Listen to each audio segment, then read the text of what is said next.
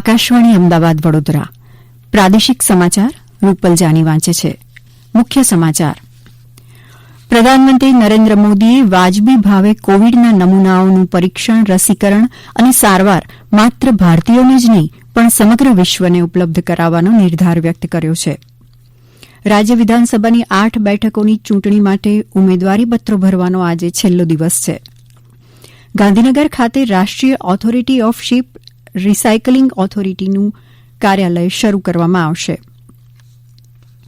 ગુજરાત પ્રવાસન નીતિને નવી દિશા આપીને ઐતિહાસિક તથા હેરિટેજ અર્થાત વારસાના પ્રવાસનની નવી સંકલ્પના આપી છે. અને મધ્ય મહારાષ્ટ્રમાં સ્થિર રહેલું હવાનું દબાણ આગામી 48 કલાકમાં ઉત્તર પશ્ચિમ દિશાએ આગળ વધીને ઉત્તર અરબી સમુદ્ર તથા દક્ષિણ ગુજરાત નજીક આગળ વધે તેવી સંભાવના છે. સમાચાર વિગતવાર. પ્રધાનમંત્રી નરેન્દ્ર મોદીએ વાજબી ભાવે કોવિડના નમૂનાઓનું પરીક્ષણ, રસીકરણ અને સારવાર માત્ર ભારતીયોને જ નહીં પણ સમગ્ર વિશ્વને ઉપલબ્ધ કરાવવાનો નિર્ધાર વ્યક્ત કર્યો છે. ગઈકાલે કોવિડના કારણે ઊભી થયેલી પરિસ્થિતિ, રસી સંશોધનમાં થયેલી પ્રગતિ અને આ અંગેની સર્વગ્રાહી કામગીરીની સમીક્ષા બેઠકમાં તેઓ બોલી રહ્યા હતા. તેમણે સેરો સર્વે તથા પરીક્ષણનું પ્રમાણ વધારવા નિર્દેશ આપ્યા હતા. પ્રધાનમંત્રીએ કોવિડના રસી ઉપલબ્ધ થતાં જ તેના વિતરણની આરોગ્ય મંત્રાલયે કરેલી વ્યવસ્થાની માહિતી મેળવી હતી તથા સૂચનો આપ્યા હતા. કોવિડના કારણે ઊભા થયેલા પડકારોને પહોંચી વળવા તથા રસીના સંશોધન માટે પ્રયાસ કરનારા સંશોધકો તથા રસી ઉત્પાદક કંપનીઓના પ્રયાસોને તેમણે બિરદાવ્યા હતા. તેમણે રસી સંશોધન અને ઉત્પાદન માટે જરૂરી સહાયની સરકારની પ્રતિબદ્ધતા દોહરાવી હતી. શ્રી મોદીએ અત્યારના તબક્કે કોવિડનું સંક્રમણ ન વધે તે હેતુથી તકેદારી રાખવા તથા માસ્ક પહેરવા સહિતના નિયમોનું પાલન કરવા અનુરોધ કર્યો હતો. રાજ્ય વિધાનસભાની 8 બેઠકોની ચૂંટણી માટે ઉમેદવારીપત્રો ભરવાનો આજે છેલ્લો દિવસ છે. ચૂંટણી પંચની યાદી મુજબ ગઈકાલ સુધીમાં 8 બેઠકો માટે 49 ઉમેદવારોએ ચૂંટણી જંગમાં ઝુકાવ્યું છે. અબડાસા બેઠક ઉપર કોંગ્રેસના 2 સહિત 9 ઉમેદવારો, લીંબડી બેઠક ઉપર ભાજપના 2 સહિત 4 ઉમેદવારો, મોરબી બેઠક ઉપર ભાજપના 2, કોંગ્રેસના 1 અને અન્ય સહિત 11 ઉમેદવારો, ધારી બેઠક ઉપર 5, ગઢડા બેઠક ઉપર 7, કરજણ બેઠક ઉપર 3, ડાંગ બેઠક ઉપર 7 અને કપરાડા બેઠક ઉપર 3 ઉમેદવારોએ ચૂંટણી જંગમાં ઝુકાવ્યું છે. અમારા સંવાદદાતા જણાવે છે કે આવતીકાલે ઉમેદવારી પત્રકોની ચકાસણી થશે. ઉમેદવારીપત્રો પાછા ખેંચવાની અંતિમ તારીખ 19 ઓક્ટોબર છે. ત્યાર પછી હરીફ ઉમેદવારોનું અંતિમ ચિત્ર સ્પષ્ટ થશે. મતદાન 3 નવેમ્બરે યોજાશે, જ્યારે મતોની ગણતરી 10મી નવેમ્બરે થશે. 9 લાખથી વધુ મહિલા અને 9.5 લાખથી વધુ પુરૂષ મતદારો સહિત આશરે 18,71,000 જેટલા મતદારો 8 બેઠકોની આ પેટા ચૂંટણીમાં ઉમેદવારોનું ભાવિ નક્કી કરશે. દરમિયાન અમારા પ્રતિનિધિ જણાવે છે કે લીંબડી વિધાનસભા પેટા ચૂંટણીમાં કોંગ્રેસના ઉમેદવાર તરીકે ચેતનભાઈ ખાચરના નામની જાહેરાત કરાઈ છે. તેઓ સુરેન્દ્રનગર જિલ્લા પંચાયતના પૂર્વ પ્રમુખ છે અને હાલ જિલ્લા પંચાયતના સભ્ય છે. ગુજરાત પ્રદેશ કોંગ્રેસમાં અમદાવાદ જિલ્લા પ્રભારી તરીકે તેઓ સેવા આપી રહ્યા છે. ભાજપના ઉમેદવાર કિરીટસિંહ રાણા સામે તેઓ ચૂંટણી જંગમાં છે. ગાંધીનગર ખાતે રાષ્ટ્રીય ઓથોરિટી ઓફ શિપ રિસાયકલિંગ ઓથોરિટીનું કાર્યાલય શરૂ કરવામાં આવશે. દેશના રિસાયકલિંગ ઉદ્યોગ માટે શિપ રિસાયકલિંગ એક્ટ 2019ની કલમ 3 હેઠળ ડિરેક્ટર જનરલ શિપિંગને ટોચની સત્તા આપવામાં આવી છે. કેન્દ્ર સરકાર દ્વારા શિપ રિસાયકલિંગ માટે રાષ્ટ્રીય ઓથોરિટી જાહેર કરાઈ છે, ત્યારે એક સર્વોચ્ચ સંસ્થા તરીકે ડીજી શિપિંગ શિપ રિસાયકલિંગને લગતી તમામ પ્રવૃત્તિઓનું સંચાલન, નિરીક્ષણ અને દેખરેખ માટે અધિકૃત છે. ડીજી શિપિંગ શિપ રિસાયકલિંગ ઉદ્યોગના વિકાસની દેખરેખ કરશે, જે પર્યાવરણને અનુકૂળ ધોરણો અને શિપ રિસાયકલિંગ ઉદ્યોગમાં કાર્યરત હિસ્સેદારો માટે સલામતી અને આરોગ્યના પગલાંની દેખરેખ કરશે. આ નિર્ણયથી ગુજરાતના અલંગમાં સ્થિત શિપ રિસાયકલિંગ યાર્ડના માલિકોને ફાયદો થશે, જેને એશિયાનો સૌથી મોટા શિપ બ્રેકિંગ અને શિપ રિસાયકલિંગ ઉદ્યોગ માનવામાં આવે છે. ડિરેક્ટર જનરલ શિપિંગ ભારતના આંતરરાષ્ટ્રીય દરિયાઈ સંગઠનના પ્રતિનિધિ છે અને આંતરરાષ્ટ્રીય દરિયાઈ સંગઠનના તમામ સંમેલનો ડીજી શિપિંગ દ્વારા લાગુ કરવામાં આવી રહ્યા છે. રાજ્યમાં કોવિડના દર્દીઓ સાજા થવાનો દર 88.22% થયો છે. છેલ્લા 24 કલાકમાં કોવિડના 1,329 દર્દીઓ સાજા થતાં કોવિડના સાજા થયેલા દર્દીઓની સંખ્યા 1,37,870 થઈ છે. કોવિડના નવા 1,185 કેસ નોંધાયા. કોવિડના કુલ કેસોની સંખ્યા 1,56,923 થઈ છે. છેલ્લા 24 કલાકમાં કોવિડના 11 દર્દીઓના મોત થયા. કુલ મૃત્યુ આંક વધીને 3,609 થયો છે. ગઈકાલે રાજ્યમાં કોવિડના 51,215 ટેસ્ટ કરવામાં આવ્યા છે.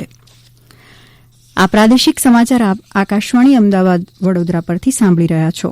હવે આપ કોરોના અંગેનો સંદેશ સાંભળશો.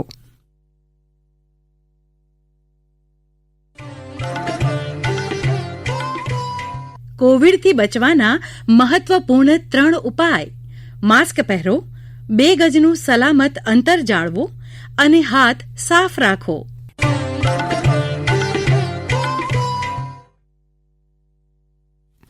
જાણીતા ગુજરાતી રંગમંચના કલાકાર અને ક્યુરેટર અનિલ રેલિયાએ કોરોનાથી બચવા સરકારની માર્ગદર્શક સૂચનાનું ચુસ્ત પાલન કરવા સૌને અપીલ કરી છે.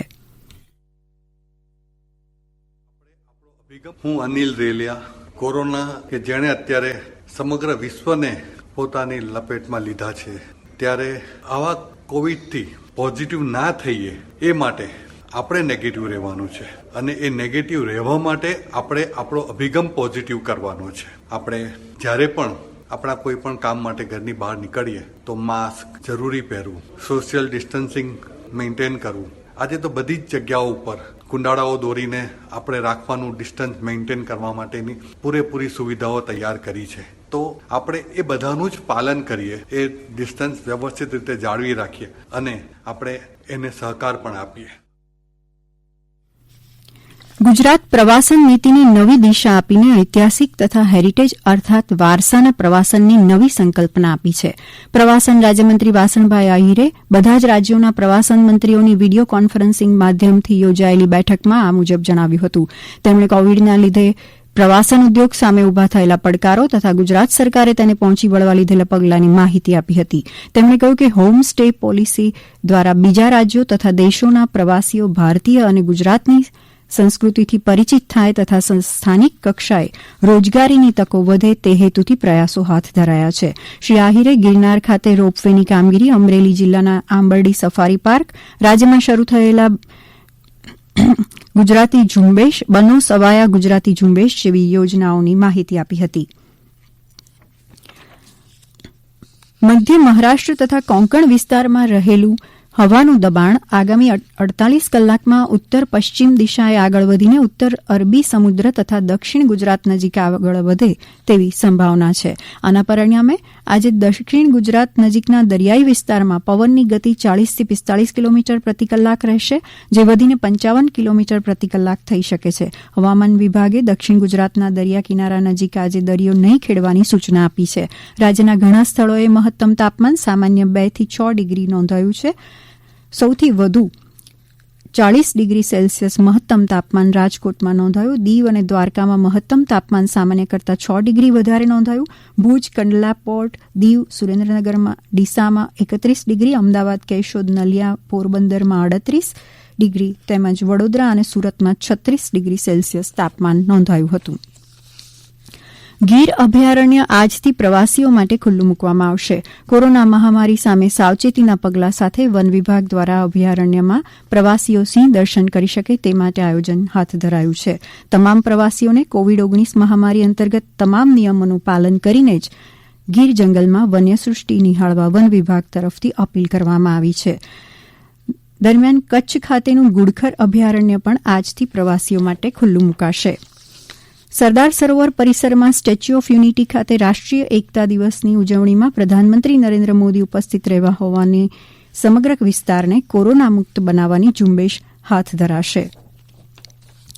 ગાંધીનગરમાં ચિલ્ડ્રન યુનિવર્સિટી દ્વારા ગઈકાલે ભારતીય તત્વદર્શન પર આધારિત પંચકોશના સંદર્ભમાં સર્વાંગીણ વ્યક્તિત્વ વિકાસ વિષય પર વેબિનારનું આયોજન કરવામાં આવ્યું હતું. અન્નમય કોષ, પ્રાણમય કોષ અને મનોમય કોષ, વિજ્ઞાનમય કોષ અને આનંદમય કોષ, આ 5 કોષોના વિકાસ અને તેમાં સાયુજ્ય સ્થાપીને સ્વ સુધી પહોંચી શકાય છે તે બાબત પર ચર્ચા થઈ હતી. અંતમાં મુખ્ય સમાચાર. પ્રધાનમંત્રી નરેન્દ્ર મોદીએ વાજબી ભાવે કોવિડના નમૂનાઓનું પરીક્ષણ, રસીકરણ અને સારવાર માત્ર ભારતીયો જ નહીં પણ સમગ્ર વિશ્વને ઉપલબ્ધ કરાવવાનો નિર્ધાર વ્યક્ત કર્યો છે. રાજ્ય વિધાનસભાની 8 બેઠકોની ચૂંટણી માટે ઉમેદવારી પત્રો ભરવાનો આજે છેલ્લો દિવસ છે. પ્રાદેશિક સમાચાર પૂરા થયા.